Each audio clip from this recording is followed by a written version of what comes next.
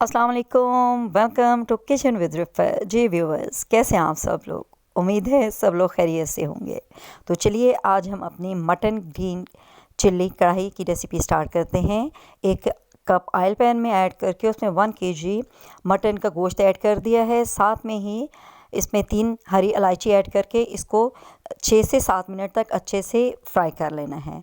उसके बाद इसमें 2 टेबल स्पून अदरक लहसुन का पेस्ट ऐड करना है और उसके साथ भी इसको मज़ीद 5 मिनट तक इसको फ्राई करना है। 5 मिनट के बाद इसमें 1 टेबल स्पून खुश्क धनिया का पाउडर ऐड करना है, 1 टेबल स्पून मेथी पाउडर ऐड करना है, 1 टीस्पून नमक ऐड करना है। इसके अलावा इसमें और कोई मसाला नहीं जाएगा।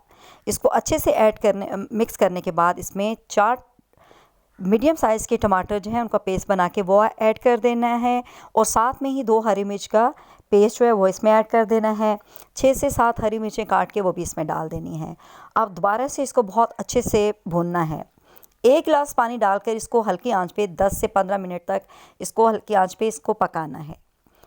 तकरीबन 10 से 15 मिनट जब गुजर जाते हैं तो ये गोश्त जो ही अच्छे से गल जाता है। तकरीबन 20 मिनट हो गए हमें इसको पकाते हुए।